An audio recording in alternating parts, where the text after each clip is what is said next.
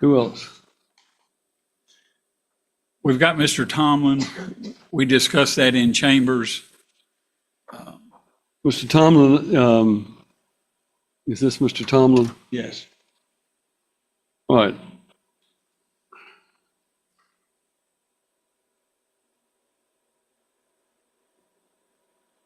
My understanding, Mr. Flanagan, based on our conversation with the state in chambers, is that there's going to be an evaluation recommended by Vanderbilt, an inpatient evaluation at Vanderbilt, correct? Yes, sir. Right. I will agree to a furlough to allow Mr. Tomlin to go to that evaluation on one condition, and that is that he sign an authorization that allows the state and you to obtain copies of all the medical records that pertain to his evaluation. Because the state opposes his furlough under the circumstances, because he's already been treated at Middle Tennessee, then I will grant the furlough to go to Vanderbilt, provided he's willing to share the medical records with the state. He shouldn't have any reason not to, but if he's willing to do that, then I'll sign the furlough that you prepare. We'll He's indicated. get the documents executed. All right. Raise your right hand, Mr. Tomlin.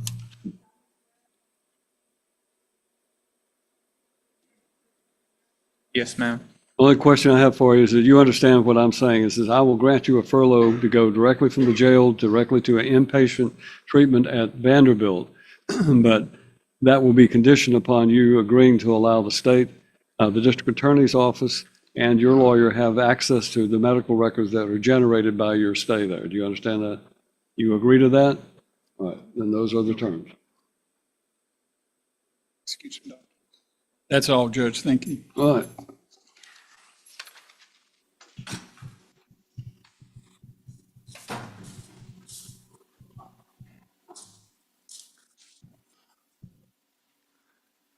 Good morning. What's your name? This is Troy Tomlin, Judge, Okay.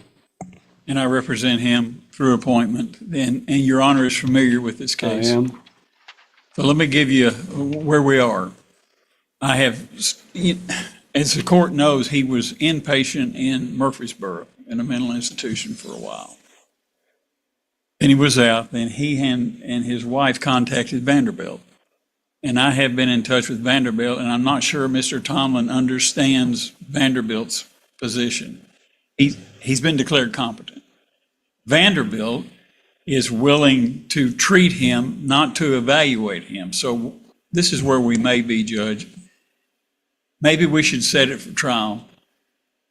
These further evaluations, I think, may go more to sentencing if he was convicted than preparing for trial. So that's kind of where we are. He needs treatment, but that's not the issue that we're facing right now.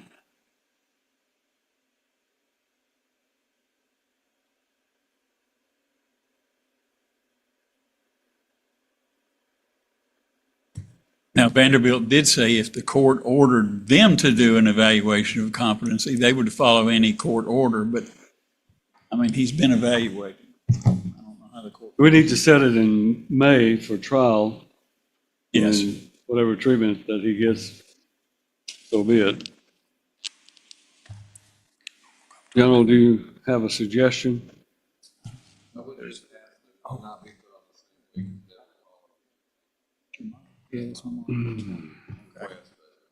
Devin Pollard is the 22nd. Thank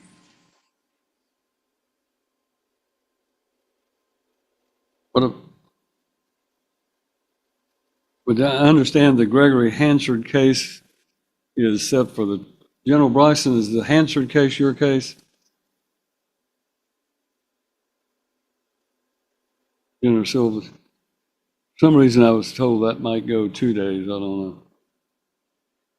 We can set Mr. Pollard on the, Mr. Tomlin on the 30th.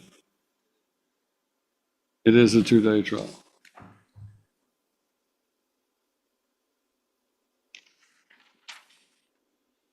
All right, then we will set it on the 5th and 6th of June.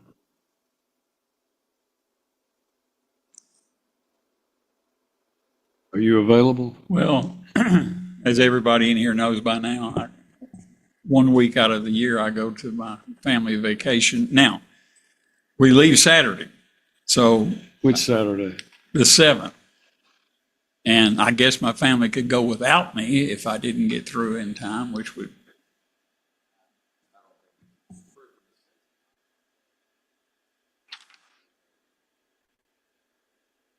Okay. And if the general will volunteer to take me down to St. George Island if my family leaves without me.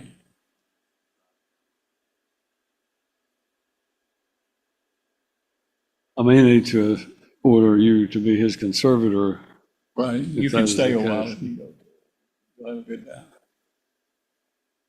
Well, I mean, the only 2 days I have available in the near future are those days. Let's do it though. It'd be September beyond that. No, we don't want to do that.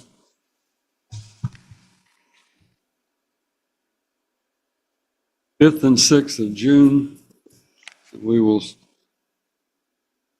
Mr. Tomlin as being the only case set on that day.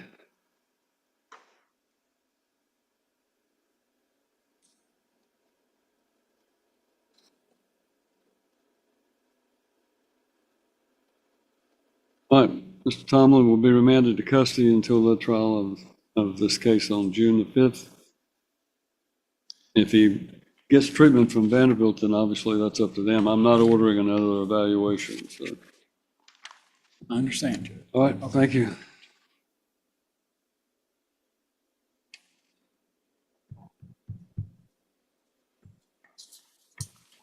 Judge, next up, we've got Troy Tomlin. What happened? There's Mr. Flanagan. Who's representing Mr. Tomlin? You or Both Mr.? are. Not sure I like it. All right, this is here for a possible plea. Oh, hang on, Judge. Can we, second? That's my question. All right, I've been handed a document indicating Mr. Tomlin is going to enter a actual plea of guilty. Is that correct? Yes, Judge. Yes, sir. In 2022 CR 319, he would be entering a plea of guilty to count 1, aggravated statutory rape, Class D felony, and receive a sentence of 2 years to serve in Tennessee Department of Corrections as a range 1 offender. That will be consecutive to counts 3 and 4. He'll be required to be on the sex offender registry. Count 2, it would be a sentence of 2 years to serve aggravated statutory rape, to serve in the Department of Corrections as a 30% release eligibility. That will be concurrent to count 1, sex offender registry. Count 3 is sexual exploitation of a minor. He would receive a sentence of 3 years to serve in Tennessee Department of Corrections as a release eligibility of 85%, and he would be on the sex offender registry. Count 4, sexual exploitation of a minor. He would receive a sentence of 3 years to serve in Tennessee Department of Corrections. That would be concurrent with count 3. He would be ordered to pay the court costs. This plea would be final with no withdrawal or appeal. Mr. Tomlin, raise your right hand and let's place you under oath.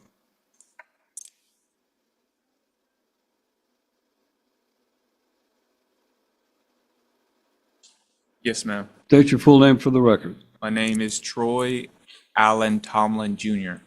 Mr. Tomlin, you and I have some history. You've appeared before me on a number of cases. I want to make sure that we understand each other. You appeared before me, for example, on one time wearing a Spiderman outfit underneath sir. your clothes because you were headed to Comic-Con in Nashville, and I did not allow you to go because you were facing these type of sexual charges involving minors. Yes, sir. And I apologize for that, sir. That's all right. I just wanted to make sure that you understood that I remember your case well.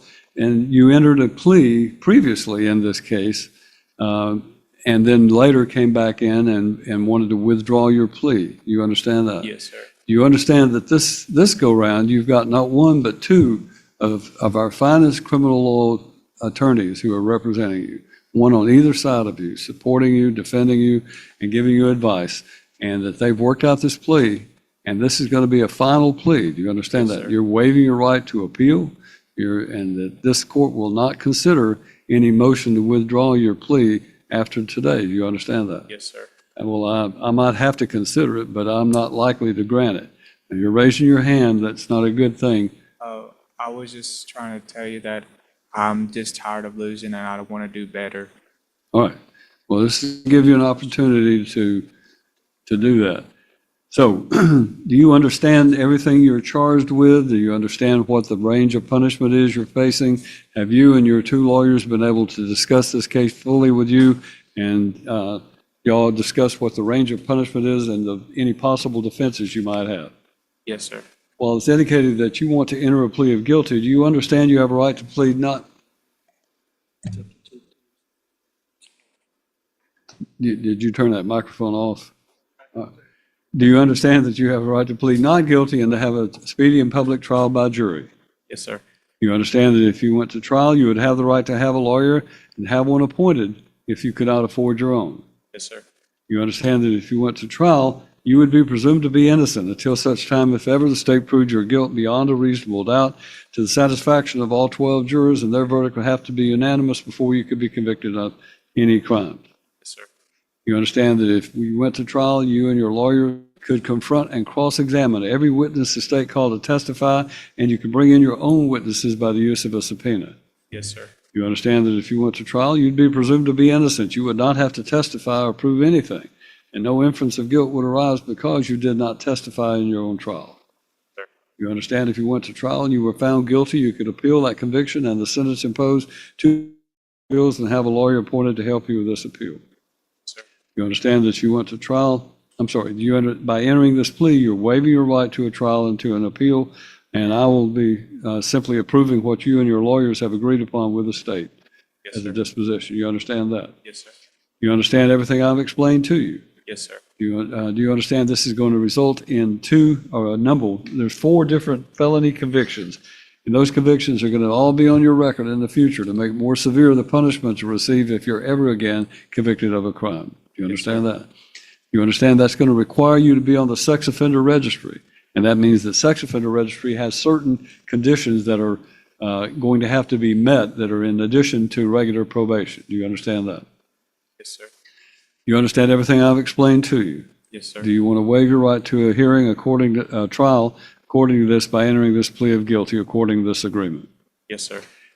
Do you understand if you plead guilty, the court of the state may ask you questions about these offenses, and if you answer these questions under oath on the record in the presence of your lawyer, your answers could later be used against you in a prosecution for perjury if we find that you were lying under oath? Yes, sir. Is your decision to plead guilty today voluntary? Yes, sir. Anybody forcing you to do this against your No, will? sir. You understand that I cannot accept your plea unless I'm satisfied that there are facts to support it and that you are in fact guilty of these charges. Yes, sir. Now, I'm going to ask this question of the lawyers. Is this a best interest plea where the state is required to provide me with a factual basis? Yes, sir. He's got some limitations as the court knows. Well, we've already had an evaluation Yes. performed under a court order Yes. evaluation. He was found to be competent to stand trial and found that there was no defense of insanity available to him Correct. under that evaluation. If So, something he could articulate answers to what you're ready to ask him, and I would ask the state to lay down. all right, let's let the state, do you have the opportunity to lay a foundation for me factually? This case will proceed to trial. The proof would show that in March of 2022, Mr. Tomlin had sexual intercourse on 2 different occasions with a victim that I'll refer to as JB. JB was 14 years old at the time. A subsequent interview with police, Miranda, Mr. Tomlin admitted to having sex with JB on 2 different occasions. A phone dump was done of Mr. Tomlin's phone in which a photo of JB's breast was located, which would constitute child pornography under TCA code, and a video of JB dancing nude in the shower. All right, This happened in Dixon County. thank you. Mr. Tomlin, do you understand that's what the state's evidence would be if this case went to trial? Yes, sir. All right, you still wish to plead no contest according to this agreement? Yes, sir. Are you satisfied with your attorney services? You've had not 1 but 2 lawyers representing you now. You believe that they've done a good job representing you? Yes, sir. They did an excellent job. All right, Mr. Flanagan and Mr. Wennick, do either of you know of any reason he should not enter this plea? Anything further from the state?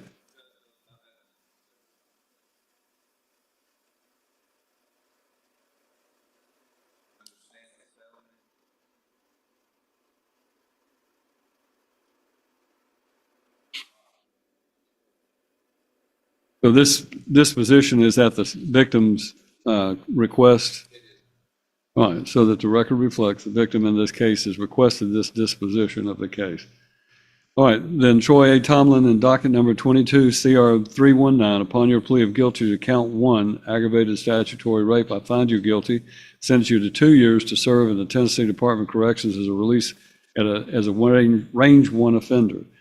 Count you're ordered to attempt to enroll in and comply with the sex offender registry. Count 2, you're found guilty of aggravated statutory rape, sentenced to 2 years in Tennessee Department of Corrections. That will also be served concurrent to count 1, and that will be on the sex offender registry as well. Count 3, sexual exploitation of a minor. That will be sentenced to 3 years to serve at the Tennessee Department of Corrections as 85% release eligibility, and you will be required to be on the sex offender registry. Counts 1 and 2 will be served consecutively to this one for an effective 5-year sentence to serve. Count 4 is sexual exploitation of a minor. He's sentenced to 3 years to serve at the Tennessee Department of Corrections, release eligibility of 85%. That will be served concurrent with count 3. Again, he will be required to attend the sex offender registry. He'll be ordered to pay the court costs. This plea is considered to be a final plea. All appeals are waived, and there will be no consideration of a withdrawal of this plea. Judge, we will submit an agreed order with jail credits. There was some. That's fine. Jail credits will be submitted by an agreed order.